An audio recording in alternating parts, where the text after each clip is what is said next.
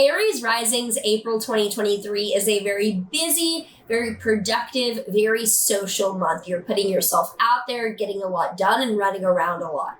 If you're excited to get into what exactly we can expect for your rising sign this April, make sure that you like, subscribe, and hit that notification bell so you're always up to date with what the stars have in store for you. Hi, I'm Maren. If you're new here, nice to have you here. And if you are already a part of the Maren Aerosols family, I know, embarrassing, but there's not a better name. There's just not a better name than Maren Aerosols. Anyway, I'm an astrologer. I use whole sign houses. I use the tropical zodiac.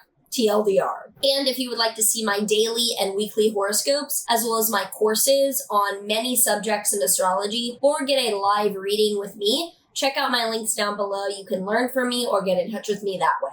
We start on the 1st with Mars in your 4th house, trining Neptune in your 12th house. So this is connecting having to work or get a lot done around the house and with your family, with mental health improvements. So if you feel like you're having to put a lot of effort into your home or your family life, know that this is leading to an upside and improvements in your mental health. Then on the 5th, there is a full moon in your Libra 7th house. And this is one of the most important things happening this April because it suggests an ending or a chapter ending in your close relationships. This does not mean breakup. It could mean that there's something in your relationship that is ending, a chapter of living together, living separately, a chapter of living somewhere. For example, any of these things that have a chapter ending in a relationship are very relevant. It does not necessarily mean breakup, although it may, depending on your exact chart configurations. And the Sun, Jupiter, and Chiron will be conjunct in your Aries 1st house, which shows that you are expanding, you're growing, and you are becoming more prominent in your life. Therefore, the relationship chapter ending may have to do with that. From the 11th to the 12th, this Sun-Jupiter conjunction continues in your 1st house, which is amazing and very much a spotlight on you. Your personal growth, your accomplishments, and you being recognized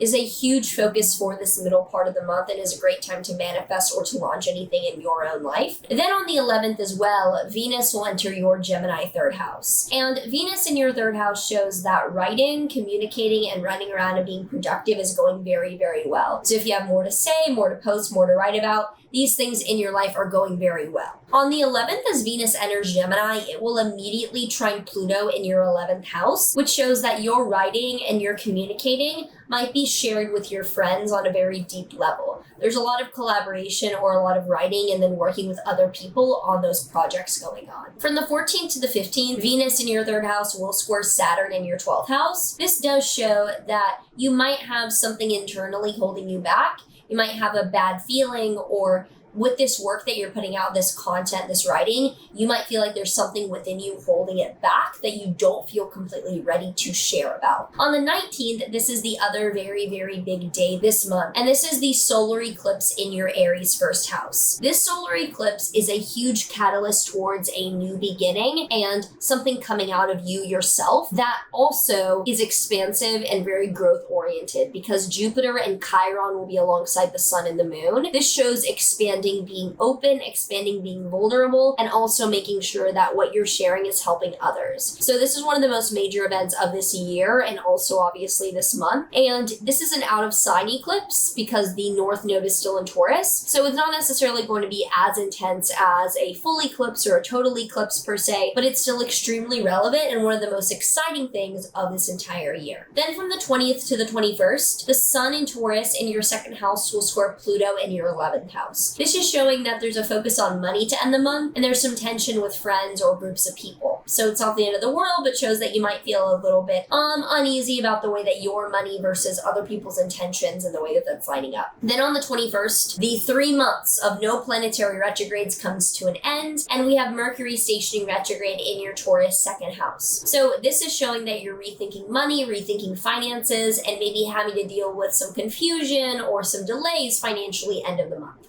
If this April is already making sense to you or you're particularly excited about something happening in your chart, make sure that you leave me a comment down below and let me know. The guidance from the Oracle deck card that we have this month for Aries Risings is I live in truth. So this huge catalyst towards you being a new person, you coming out of your shell, this definitely could be more of you feeling like you're living in truth. I don't believe in the your truth, my truth, bitch, there's the truth, but relatively, You know what I mean? Like there might be more truth to the way that you're living while you come out of your shell. So I hope that you are as excited for this April as I am. There's definitely some nice astrology to be looking forward to. If you have anything to comment or to add, I would love to hear from you below. As well as if you've not already, I would appreciate a subscribe. Hope that you enjoy the month ahead, and I will see you in the next one.